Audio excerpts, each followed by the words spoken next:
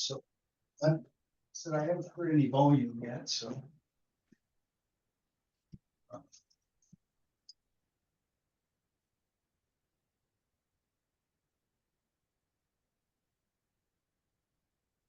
Yeah.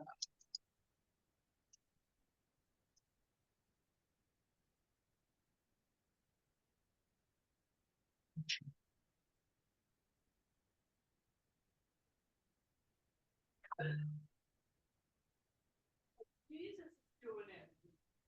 Jesus stepped in. Great. Good job.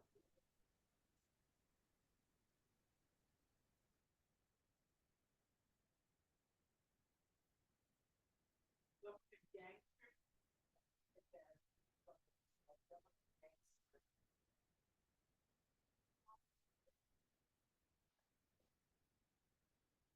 Oh God. You have to read cash, you have to buy cash for pills.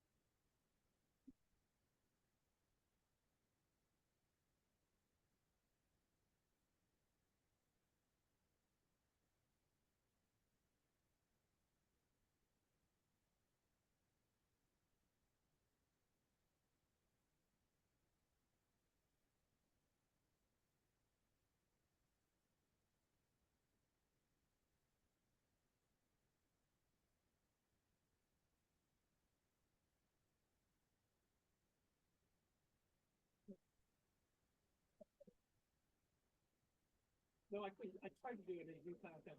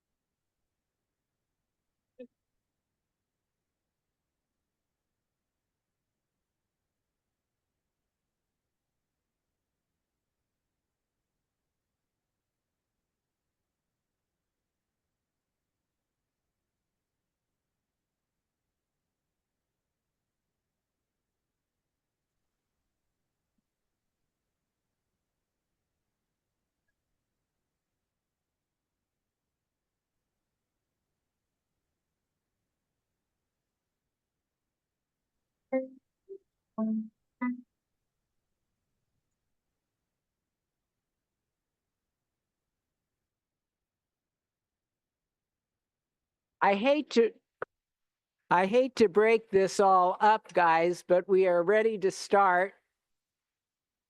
And I'm glad you did not get up. Remember, we want to be seated to start with. We're going to do things in a little different order as we usually do in our meetings, which is really great. And it's super to see a good crowd here today. We're glad you're all here.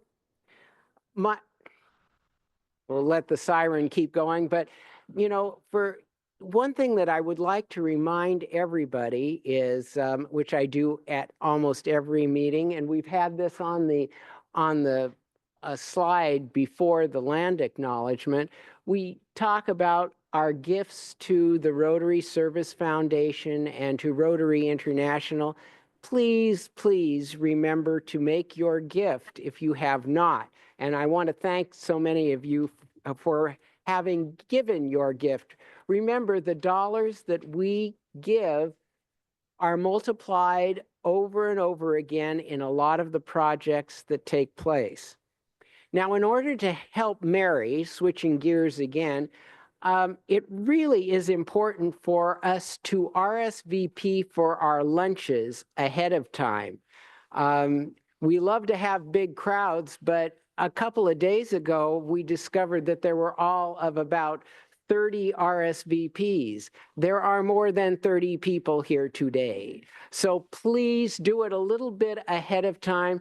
That way we can plan and not run out of food or we don't over order in as far as food goes. So thank you very much for that. And given that, we are going to have a memorial that Neil McReynolds is going to provide for us regarding our past member and Secretary of State, Ralph Monroe. Neil?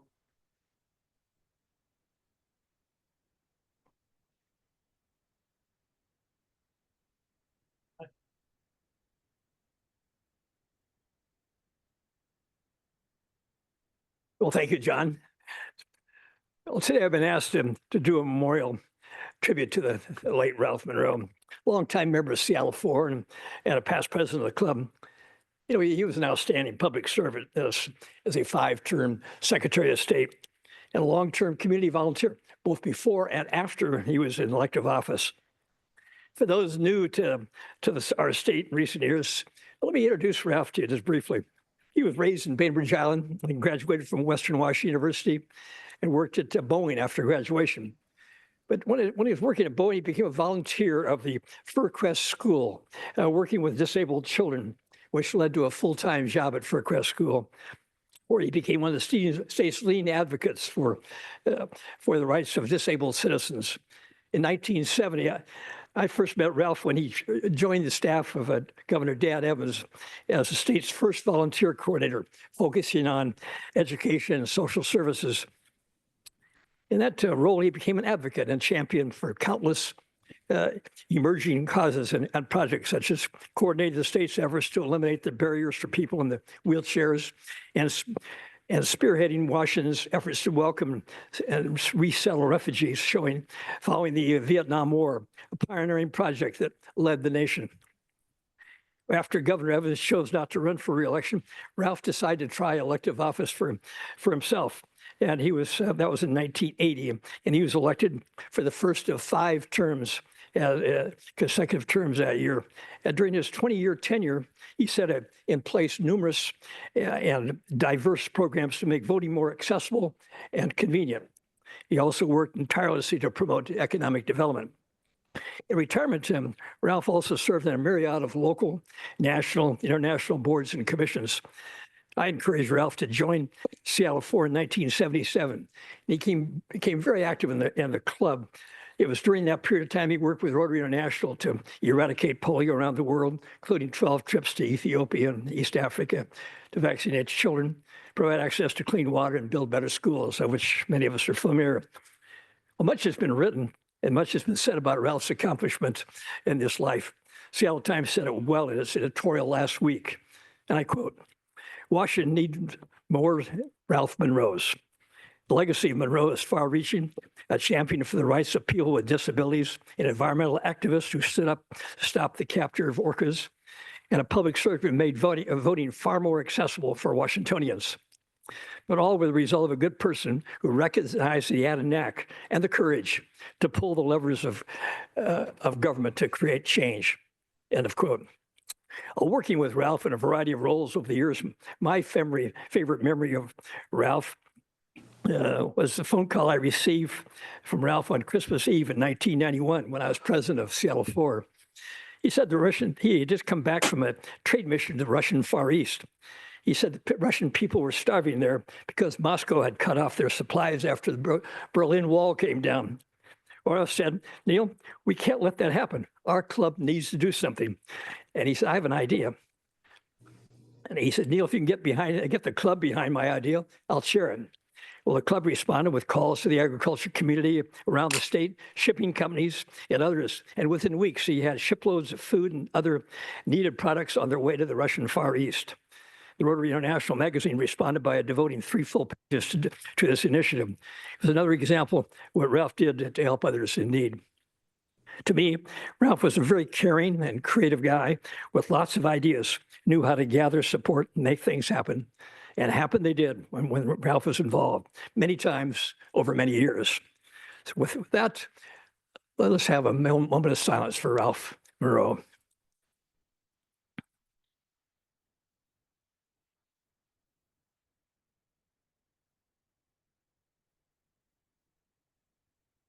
Thank you.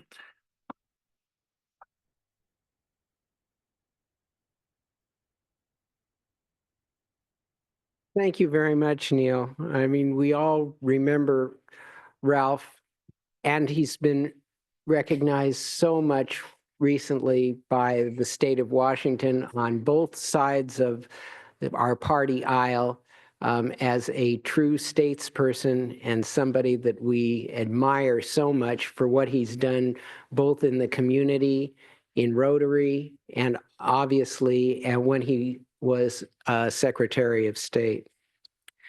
At this point, I want to bring Linda Ruff up because, and she will have us all stand, but not yet. After you do your little introduction, everybody gets to stand up to do the singing, because remember, you can't sing really well while you're sitting, right? Right.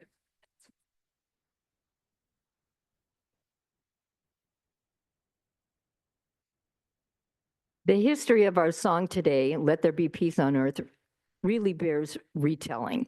Written in 1955, Cold War, composed by husband and wife team Cy and Jill Miller, the song was introduced at a California retreat to a group of young people who were from a wide variety of religious, ethnic, and socioeconomic backgrounds. The young people had come together for a week-long experience devoted to developing friendship and understanding through education, discussing, and working together. They learned this song together. And in the words of the composer, Cy Miller, at the end of the workshop, they locked arms, formed a circle, and sang this song of peace. When they came down from the mountain, these inspired young people brought the song with them and started sharing it. And as though on wings, Let There Be Peace on Earth began an amazing journey around the globe. Miller noted that the song was then shared in all 50 states and eventually spread overseas, sung by New Zealanders and Zulus in Africa. The song's been recorded by a host of vocal artists: Ernie Ford, Pat Boone, Mahalia Jackson, Johnny Mathis, Placido Domingo, goes on and on. Also, it is the final song during the holidays each year during the fireworks show at Epcot at the Walt Disney World Resort in Florida. The song was also performed, you should know, by the Young People's Chorus in New York City in September 2015 at the close of the interfaith prayer service and remembrance presided over by Pope Francis at Ground Zero. So please rise. And Freeman?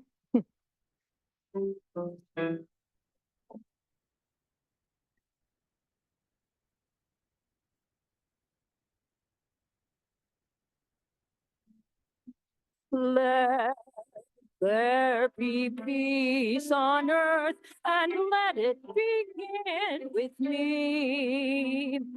Let there be peace on earth, the peace that was meant to be with God as creator. Family are we. Let us walk with each other in perfect harmony. Let peace begin with me. Let this be the moment now. With every step I take, be my solemn vow to take each moment and live each moment in peace eternally. Let there be peace on earth and let it begin with me.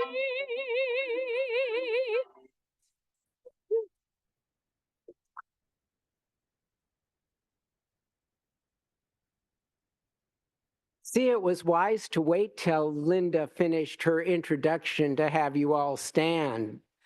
That meant that you had plenty of vocal fury to let out. It was wonderful. Thank you, Freeman. Thank you, Linda, very much. Also, thank you again, Neil, for the memorial. And thank you, Jorge and Paul, for our greeting today, and for Dan Mead-Smith for doing our meeting reporting, which is so great to have in our bulletin every week. I want to welcome our guests by welcoming up above on the video screen. And once we have done that, I'm going to have John Steckler. Oh, he's already up on his feet. I am so glad you are, because you have a member spotlight today. And the member spotlight person is busy eating her food right now. But she will pay attention to John, I'm sure. You're going to talk about Sue, right? Let her know in a minute. That's why I said she was still eating her lunch. All right, come on. Good job. Good job. Hey, everybody. How are you? Gosh, it's good to be back in church again. Been a long time for me. What am I doing with that thing? I'm trying to make some room here.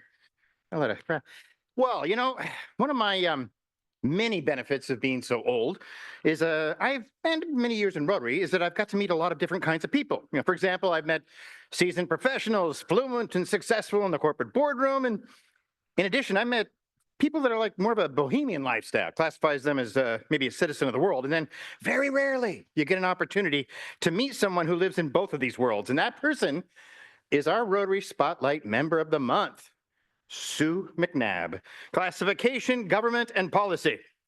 Oh, now sit right back and let me tell you the story of Sue. That sounds good, doesn't it?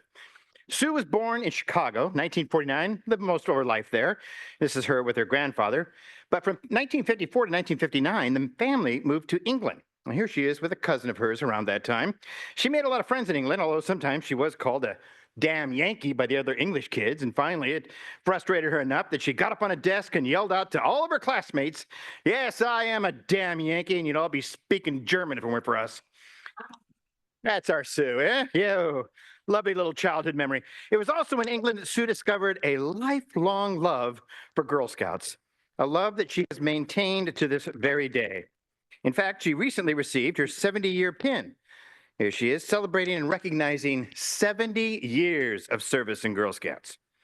Well, in 1958, the family moved back to the States, out to the suburbs of Chicago, and Sue spent the rest of her childhood alongside her two siblings, a brother Jay and a sister Barb.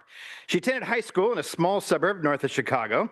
Now, she did continue her involvement with Girl Scouts. Here she is in the center, see if you can find her. She also started swimming at the local YMCA, where she discovered her other lifelong passion and love with water. She was president of her class her junior year, won the Illinois Debate Championship her senior year. In short, she had a very active high school career. After high school, Sue went on to college. She decided she wanted to be a civil engineer, so she applied and was accepted to Purdue University in the civil engineering department. In 1971, she graduated from Purdue with a degree in business psychology and a minor in civil engineering. And after graduation, Sue went to work for Procter & Gamble as the first woman purchasing agent. Her job was to source packaging for many of the P&G products. She only stayed a year because she returned to college and wanted to get her master's degree in career development. After that, she got what she thought was her dream job. She was hired as executive recruiter for the National Office of the Girl Scouts.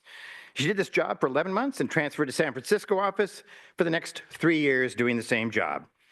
Then Sue was approached by the Monsanto Corporation to assist their HR department with encouraging women in corporate and executive positions. This job brought Sue to Seattle, which began her love affair with the Northwest. Now here she is being named by Time magazine as Newsmaker of Tomorrow. Look at that. Gorgeous young thing. Well, anyway, right next to her, and this is kind of interesting, she was in good company. Check this out. There were some other, let's go back. There were some other impressive Seattle names on that same list next to her. Skip Calkins, Ralph Monroe, Mason Sizemore, Randy Revelle, Pepper Schwartz, and many others. After 4 years, Sue was offered the position of head of HR from Monsanto Corporation in St. Louis. The job only lasted 2 years because she loved Monsanto Corporation, but she sure as heck hated St. Louis. But because of connections Sue made back here in Seattle, she was offered the position of head of HR for the Lanego Corporation, which also owned a retail company called Lumbermans. Remember them? Well, while at Lanego, the company tried to purchase a Northwest hardware chain called Ernst. Remember them? Although the sale fell through, Ernst offered Sue the position of executive recruiter. And Sue was with Ernst from 1987 until 1990. That's a lot of movement, a lot of success, a lot of excitement in a very short period of time. So what does Sue do next? What does Sue do next? She goes sailing. Sue has always had a love affair with sailing. And in 1985, Sue went to Tahiti, and she learned how to sail offshore in the big ocean. Now, she had several sails and dives under her belt, but now she was going to set a record. Here's a picture of the boat. In 1990, Sue and two friends formed a group of 3 women to be the first women to sail around the world. And for the next 5 years, Sue and her friends sailed to many exotic ports. Yeah, it's a big departure from the boardroom to the big seas. In 1995, Sue sailed her way back to home, trying to get a job, but it's kind of tough. She hadn't worked in 5 years. Finally, she got a job at Como TV as the director of HR. They were the only company that would hire her. Then 1 year later, she landed a job at Wizards of the Coast. There's a name for the past, huh? They wanted to buy Dungeons and Dragons, and after helping them to do that, she was also helped them to be acquired by Hasbro. And Hasbro had a retail division that she took on the role of chief operating officer. She grew that chain from 12 stores to 96 stores, and then Sue cleaned up the retail division for sale. Wow, so what does Sue do next? You got it, she goes sailing. She goes sailing again. Now, let me give you a little more background. In 1991, Sue had met, while sailing, her future husband, Rob. She was out sailing in Australia, and after a 2-year remote romance, Rob proposed to Sue while the two were sailing in a freaking storm. And she said yes. And in 1996, while Sue was still with Wizards of the Coast, Rob joined her in Seattle, and that year they were wed. Eventually, Rob went back to Australia, and after leaving Wizards of the Coast, Sue joined him, and the two went sailing again. Now, this is also the time of 9/11, and Sue decided to return to Seattle and get a job.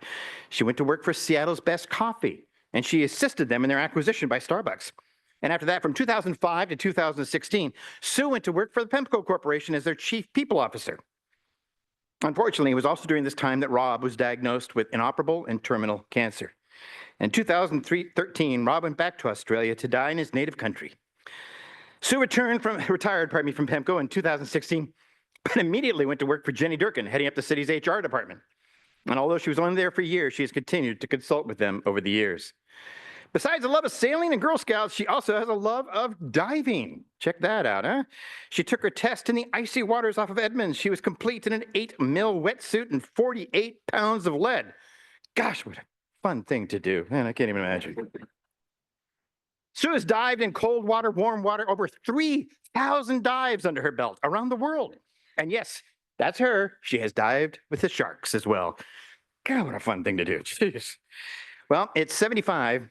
Sue is still diving with various dive trips already planned for the next 2 years. She loves and relishes her time also with Rotary. Asked her why she loves Rotary so much, and she said, you know, Rotary is, well, her vision on life is a global one, and Rotary's vision is also a global one.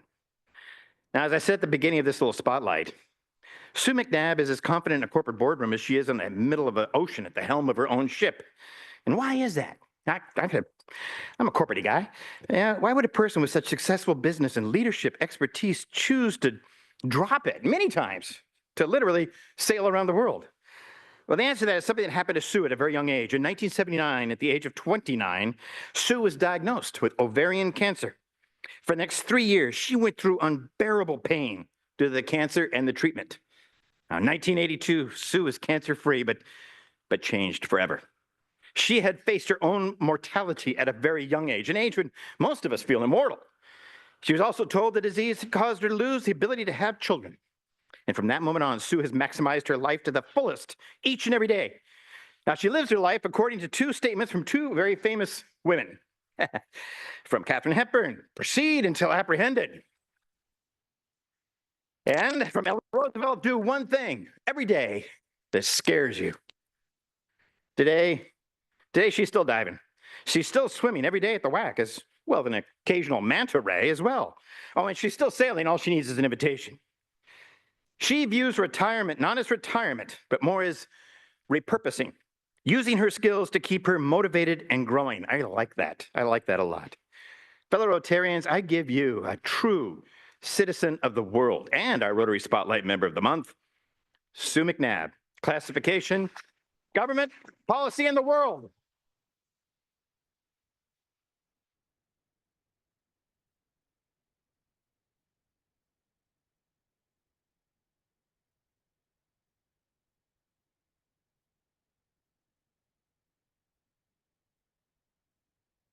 Well, thank you so much, John. And congratulations, Sue. This is really super. I didn't know all those things about you. You know, I was going to make some trouble when he started saying when you were born, but he kept going through every year of your life. And we're the same age. But I haven't done nearly as much as you've done. My God. And I certainly am not going to go diving like that. Something that scares you every day, I've decided that's not something I'm ever going to do. But enough of all that. We have our very special program today. And I have the opportunity to introduce the Isley Ball Nordstrom director and CEO of the Seattle Art Museum, our new director, Scott Stulen. And, prior to his coming to SAM, and he's brand new here in the Seattle area, Scott was the president and the CEO of the Philbrook Museum of Art in Tulsa, Oklahoma. Going from Oklahoma to Washington, I think about the difference in politics between those two states. You couldn't have anything more different. But welcome to the liberal end of the country from the most conservative end of the country.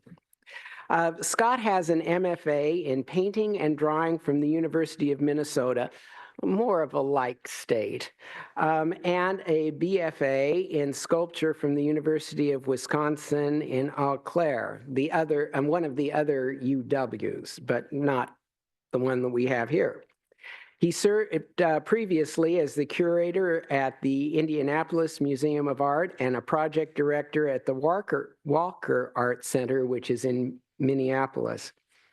His influence extends to national boards, including the Association of Art Museum Directors, where he has served as vice president and secretary.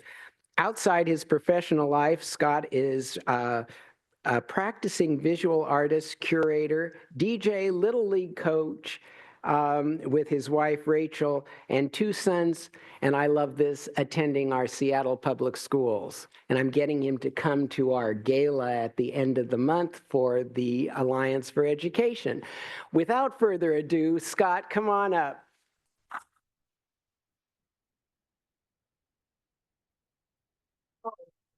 And by the way, he'll be joining Rotary after this, too. That's the trade, right? Well, first of all, I usually pride myself of being really interesting, but it's a tough act to follow with. But thank you for having me. Thank you, John. I'm delighted to be here in Seattle and leading SAM. And it has been a whiplash. I've gone from Oklahoma to, well, most of my career has been in Minnesota, which is a lot very similar to here, except much better winters, much better mountains. So there's a lot of benefit, but there's some similarities. But I feel like in the past 12 months, I've been attacked by the far right and the far left. So I've kind of had both of those things in my work. So I'm a different type of museum director. My background is as a studio artist. I went to school and I have a sculpture undergrad. I have a painting master's degree. I wanted to teach college painting. That was my goal. I ended up falling into the museum world somewhat accidentally, teaching a summer camp at a small art center at the Rochester Art Center by the Mayo Clinic. And there's this museum thing. I never thought of it as a career. And they ended up getting an IMLS grant, and IMLS is one of the agencies that's under attack right now, that they were funded to hire somebody to do education program at that museum. And that's how I got into museums. I got hired through that grant at that small arts center, and it opened up a whole different career path I never even thought I would go down.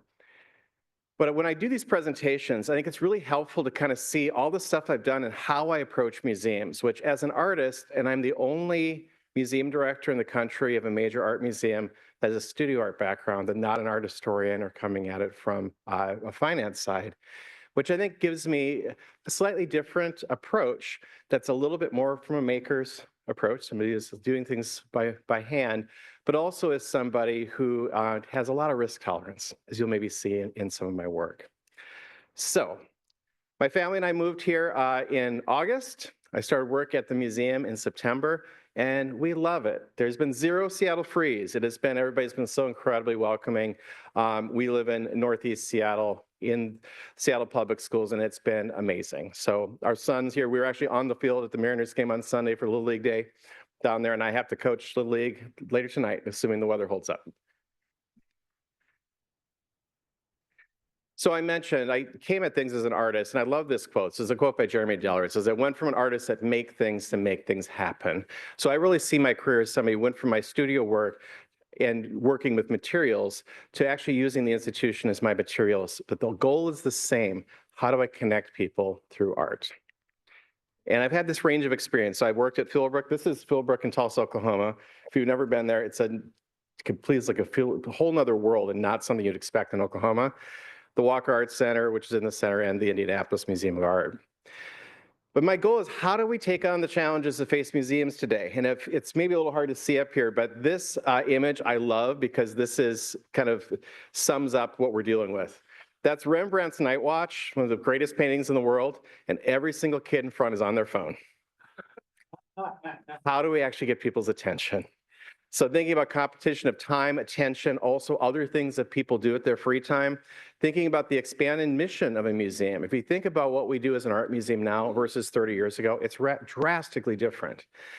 Arts education, which has such a big impact and more than maybe even realize, as that slowly disappeared and lessened in schools, it means that our average person coming into the museum that is interested in art has a much lower level of art history background than maybe an audience of 30 years ago, which means we need to think about how do we approach a whole range of audiences in a different way. How do you speak to somebody who's interested but has no background, but without dumbing it down for an audience that may have that? Another challenge. Funding, of course, is constantly being attacked, so we're always dealing with that and coming up with different things. And one of the biggest challenges is internal. Museums have a lot of systems in place to resist change, even when it's necessary. So it can feel like this. But there's more. We're also dealing with all the political issues that are out there. You probably have noticed some of these climate protests that have happened, mostly in Europe, but those are things that definitely we're aware of and dealing with. Labor issues, climate change is a real issue that museums are dealing with, particularly with collections, post-pandemic changes to audiences, and then that general perception, and this is maybe even the biggest one, does the museum do anything I care about? Why would I go there? I went there once on my 4th grade field trip. Why didn't I go back? I saw it all. How do we make the museum be a place that is not only that place that you're glad that it exists in the community, but you actively participate in it? Often when I come into new communities, including here in Seattle, I'll talk to people and it's like, you know, have you been to the museum? Everybody has they love that there's a museum in the city and they feel good about it. The second one is, when's the last time you went? And it's usually, I think I went on a school field trip. Maybe I went to a wedding 10 years ago. We want to have a place that you're actually going. So again, more challenges. I believe museums can be a place that brings people together, a place that makes us more tolerant and empathetic.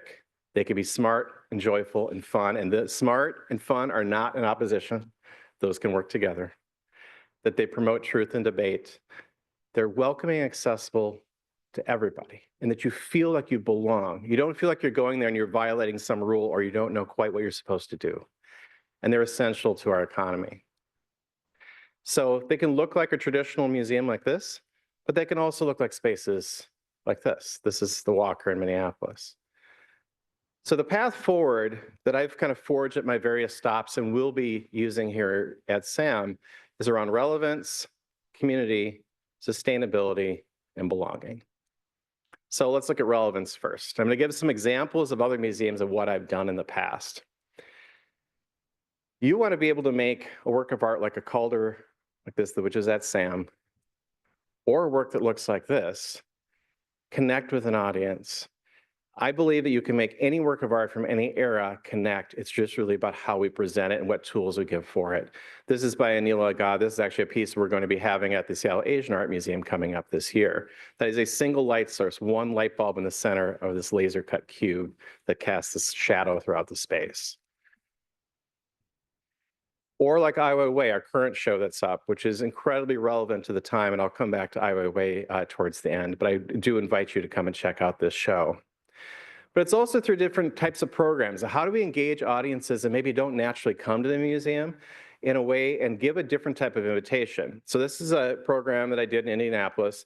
This is a solar clock. So the 2 big circles are 2 big rings that on the equinox, the shadows line up. So at 5 o'clock, they become one circle.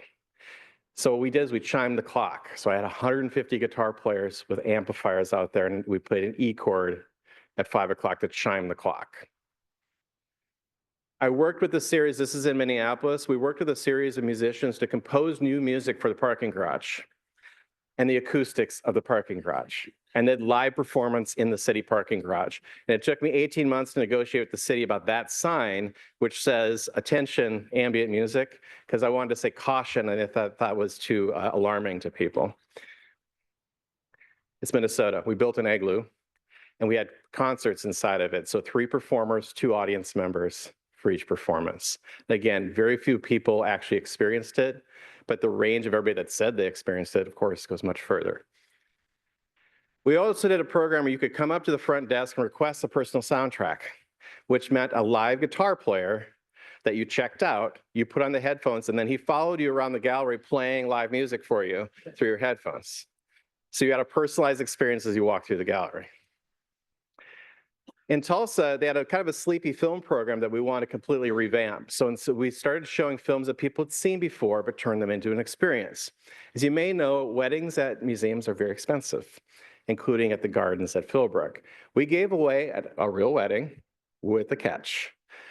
You had to actually get married at the event, and it had to be your wedding in full character. And we had a surprising number of people who wanted to do that. But the couple that we selected, so this is the bride and her father coming down in character. We had a priest in character from the film. Fred Savage called in and did the introduction for it. And she had 1,400 strangers at her wedding. And then every year they came back to be able to have their anniversary at the museum. We did things like all the cosplayers of Star Wars, for example. We did Moonrise Kingdom and camped out overnight at the museum. This is a program I did in Indianapolis. We showed the film Fargo. I'm from Minnesota.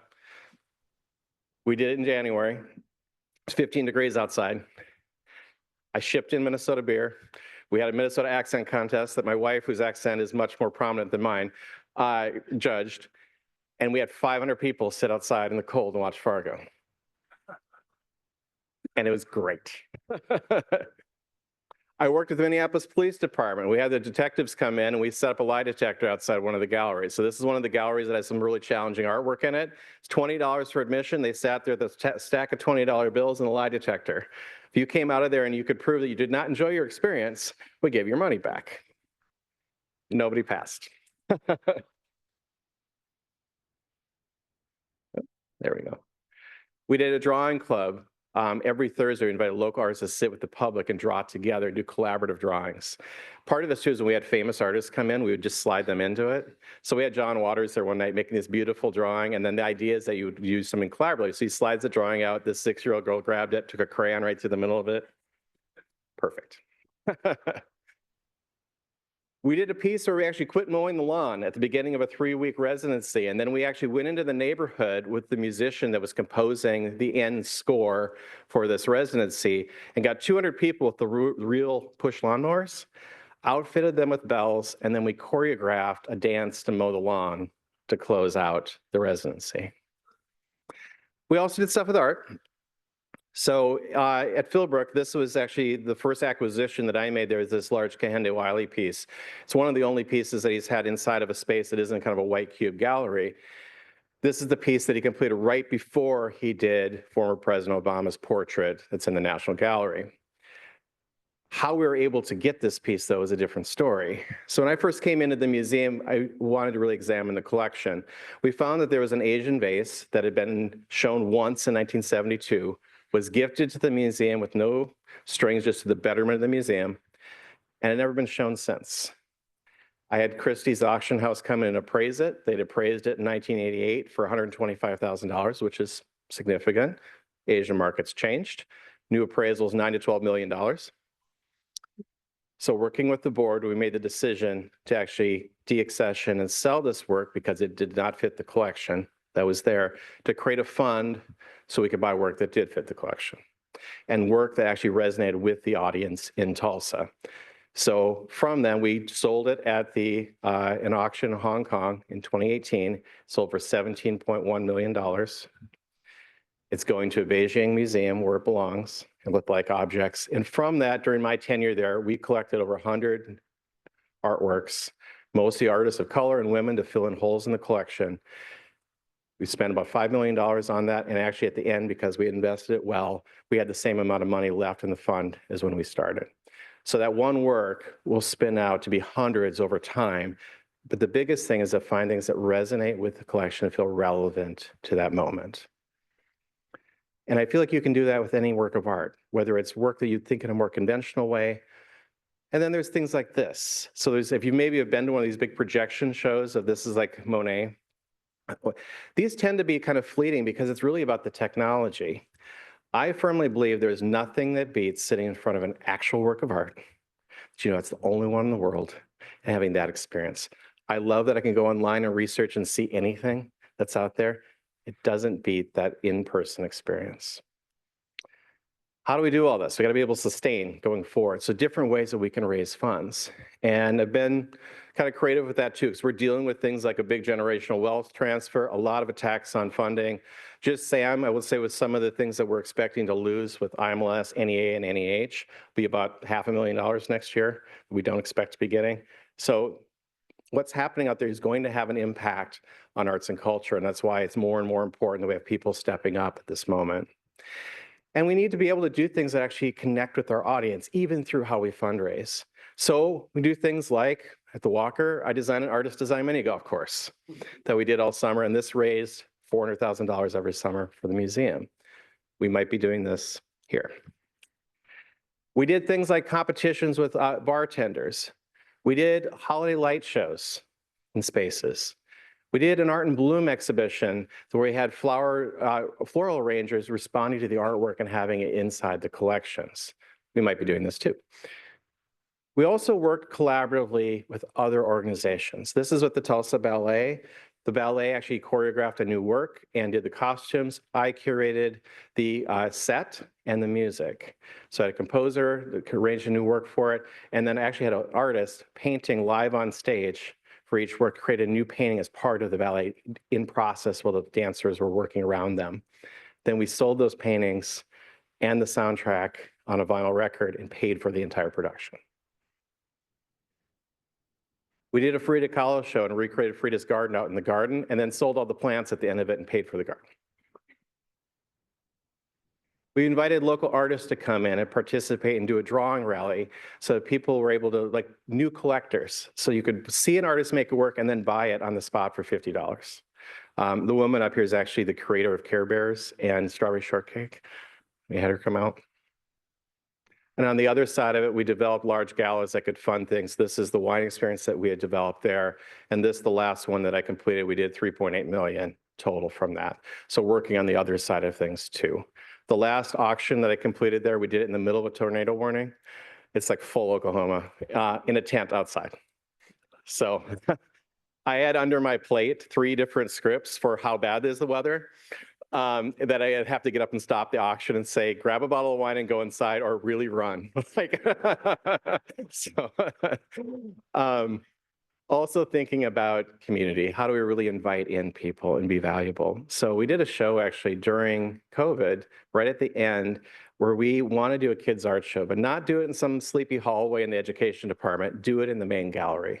So we invited any kid that would create a work of art under 12 inches and send it in, we'd put it in the show. We got 3,000 submissions. We framed every one, had it on the wall with the artist's name, their age, and then a number, and we created an app so the parents and grandparents could find it in the room. And then we had buttons so that said future artists with future crossed out. So every kid that came in that said they're an artist got acknowledged that they're an artist in the show. We did a community support art project, so like farm boxes, but with art. And this now is in 40 different cities around the country. We created a garden at Philbrook where we actually grew produce for the restaurant that was there. And we created so much that we actually expanded it out to be able to give it to the food bank and the food deserts in town. And during COVID, we expanded it to 50,000 square feet. And we generated 2 tons of produce for the community every year from that. We also had beehives there, and we sold our own honey in the shop. We made our own hot sauce, all that in the shop. But ways of thinking about those resources in a new way. This is a piece in Indianapolis where the artist actually collected kids' toys, made a stained glass Christmas tree that's 60 feet tall, completely covered in plastic kids' toys, lit from the inside in front of the Lilly Mansion. And then right before the holidays, we took them down and gave them to needy families in the neighborhood.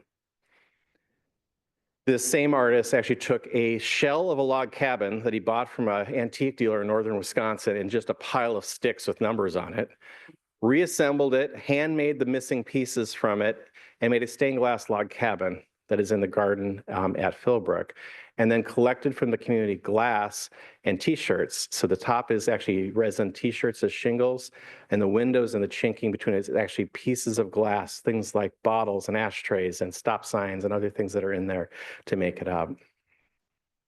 We did a lowrider picnic. We did a show with Cheech Marin. So Cheech from Cheech and Chong is one of the largest art collectors in the country. He collects Chicano art and actually has a museum he's opened in Riverside, California, the last couple of years. So we did a show with his collection, and we invited lowrider car clubs to come and have their cars. And if you know Philbrook, it's in a very wealthy neighborhood where stuff like this does not happen. And I was called several times to tell me stuff like this does not happen in our neighborhood. But we did make that happen. We had 1,200 people on the front lawn, picnicking, going into the show, people showing off their cars, and a lot of people have never seen a car like that before. But the best thing is we had people come up and they said, I didn't know I was allowed to come here. But we created an invitation where people felt welcome, and then we kept doing it. So they came back again and again, not just for this show, but for future shows. We also found ways to respond to relevant issues in ways that we could for the museum. So for example, with immigration, we actually worked with the courthouse and moved the naturalization ceremonies to the museum. So people actually got sworn in there at the museum, got their photos in front of artwork or in the garden, and then every new citizen left with a family membership to the museum. And then in the 2016 election, we wanted to do something particularly for public school teachers. There was an amendment in Oklahoma for school raises. It didn't even get close due to party line voting. So we wanted, what can we do for public school teachers? So we took out an ad in the paper. This is about 2 months into my tenure there. And this was a full page ad where we gave memberships to the museum to every public school teacher in the state of Oklahoma. All they had to do was come and ask for it. That program's now been going for 8 years. There's 2,000 teachers participating in that program. And I'm hoping that we can do something similar to that here. We also turn the museum into a polling place. The last piece is, how do you feel like you belong? And actually mean that way. So you can bring your kids to a space and they feel like they belong too. But also do fun programs for adults. I think often museums do things that, you go up to a certain age, you get fun programs, then you're like 14, then you get lectures. Like, how do we have a variety of programs for all ages? And sometimes it's just extraordinary things or a fun thing in an extraordinary place, like ping pong in front of a Calder on the Minneapolis skyline. But if you're successful, the public will come and own that space. So this is at the Walker. People would just come and bring their projects. This is a community choir. They would just come on a Thursday night and sing there because they felt like that was a space they could be. And it's about it's more than just being welcome, it's having hospitality there. Sometimes having food and drink is just as important as what's on the wall. And the last big project, because I always have to put this in here because it's so much, if you look me up, it's the Google search that I will never outlive. But this was pivotal in my career. So we created this project called Open Field at the Walker. We invited the public to bring projects to the field, but we also use it as a big innovation lab to try things. So we had an idea in my intern and I, the summer of 2012, what if we did a film festival with YouTube videos instead that you don't really watch on your phone by yourself, but we make it into a collective experience like a film festival. And we thought, what a better thing than cat videos. So we put a call out for the first internet cat video festival, thinking we might get a few that come in, we'd have 50 people show up, it'd be a fun Thursday night, and that would be that. We got 10,000 submissions. It went viral in 4 hours, and I'm taking media calls from all these places because it was just delicious that, low culture cat videos and high culture contemporary art museum were together. But that doesn't mean anybody's going to show up to this event. But they did. And we had 13,000 people show up for this event. And media members there, everything from the Atlantic and the New York Times to Vice shooting a documentary to like everything you could imagine. And then the next year, they asked us to do it at the Minnesota State Fair Grandstand. So we did for another 13,000 people that paid $35 for cat videos. They're all for free on the internet. They're all over there. The night before was Depeche Mode, did 7,000 people. The night after was Macklemore, Seattle's own Macklemore, and the height of Macklemore did 10,000 people. Cat videos, 13,000. And one of the pinnacles of my career, we had the front of the art section of the New York Times after the first festival, and I have a New Yorker cartoon of something I've created, making fun of it, which is like, high praise. But really about the cat videos is that it's not about cat videos. It's about watching cat videos together. It's the together piece. So that event, we knew that we could actually track tickets for it. About 80% of the people that came to the first cat video festival at the Walker had never been to the museum before. And because of how we'd said we could actually track them after that, 60% of those people came back. That rate is crazy for an event like that. And why they did, they came back because a place that they had not really thought twice about suddenly had value to them. They'd had a good experience there. They wanted to find out more. Now they're curious. They're going to dig a little bit deeper. How I've approached museums has worked. At Philbrook, in my tenure there over 7 years, we went from a sleepy museum that had 80,000 people a year coming. We tripled the attendance, doubled the membership, and doubled the revenue coming to the museum because we mattered. So this is what I'm going to bring to Sam. We're going to be welcoming and accessible. We're going to be that generous partner. We're going to bring in world-class exhibitions and experiences, and we're going to surprise and delight and have fun. in doing that and be this catalyst for the economy here downtown and throughout the region. And what you can expect from me, again, because I like to have fun too. I may start a baseball team here, another story for another time. I may have DJ'd our remix event on Friday, which I did. I like getting in there and finding creative outlets too and being part of this because I think you lead by example in doing that. So I hope you come and visit the museum. Definitely come and see the Iowa Way show. And thank you for inviting me today.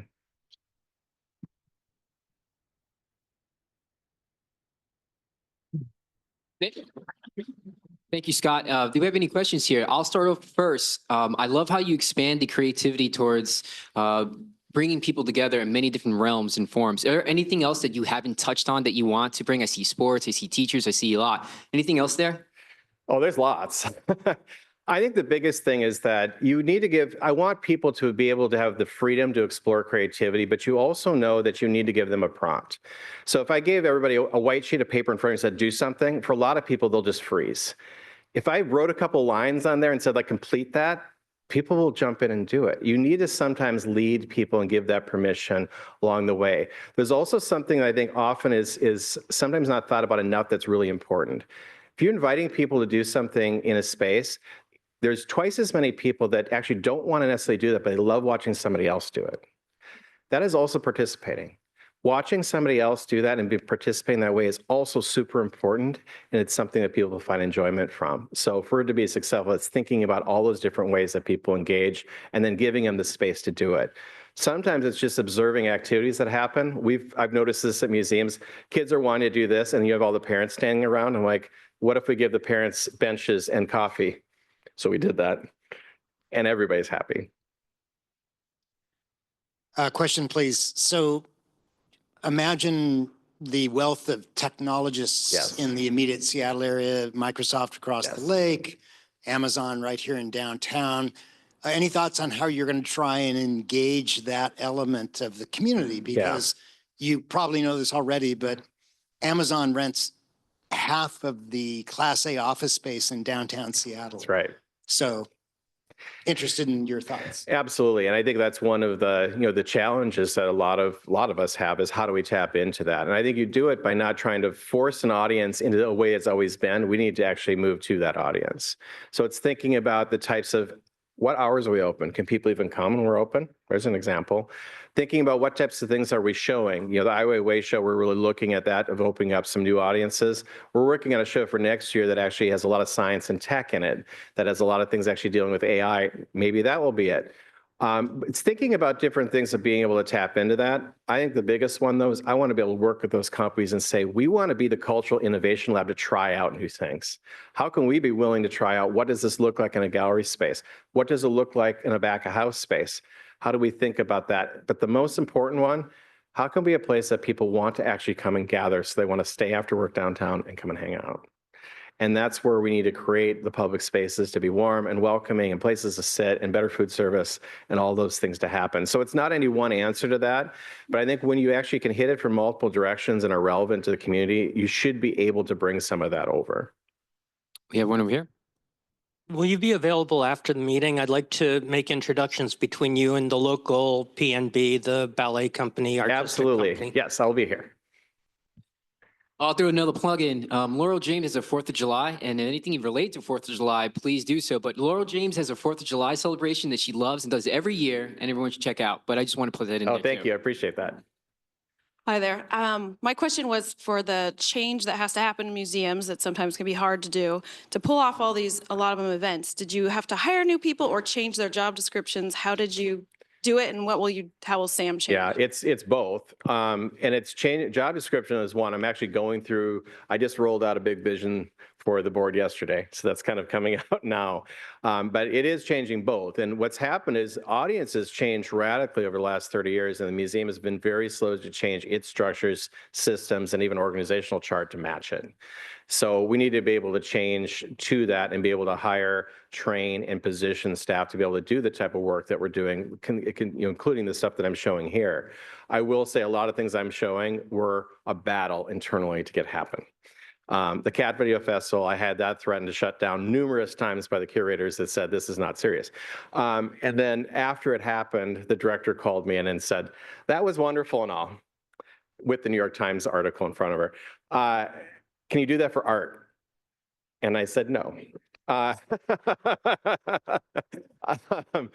But I said, you've got to be able to understand the adjacency of these things. So I think it's changing multiple things. It's changing the staffing. It's also changing how we work. And it's definitely changing kind of our risk tolerance and how we think about things, about trying experiments. You don't get to a lot of things in here unless you're opening things up to try things.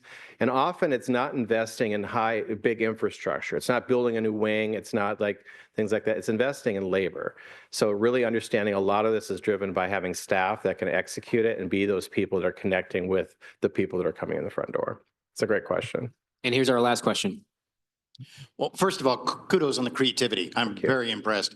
And somebody talked about the technology that's available. You may already be doing this, but I got the idea when I saw the headphones with the musician. There's a great fear of going to the art museum because I really understand it. Will I get anything out of it?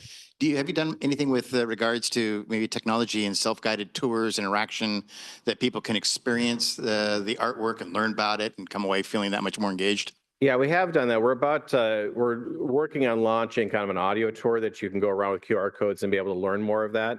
I've also done some that are they're called silent disco headphones. If you've seen those, so they're basically a wireless headphone you can flip between 3 channels. So we've done those before with tours, and there's 3 different voices. There's the curator on there, there's one of the artists on it, and it's a kid giving a tour, the same show. So it's a way of seeing the same artwork through different lenses, but yes, using all those and leaning into them. Thank you so much.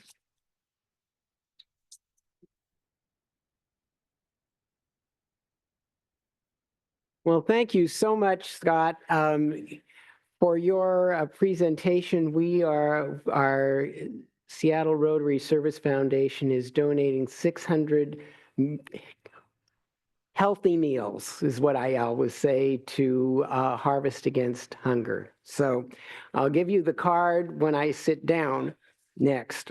One of the things that, I was really excited about all the things you have done in the past to change the whole tenor of art museums, bringing them to the people. I love the cat videos. I've got to get my cat in and try something like that. The one thing you're not going to do here is an outside frozen movie.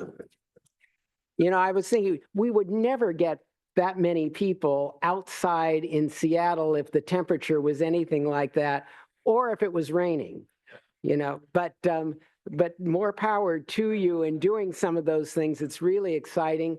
And combining with some of the other museums we've talked about, dealing with Mohi and the idea of the Lego exhibits and things like that, just really exciting things about bringing kids into the museum and the museum culture.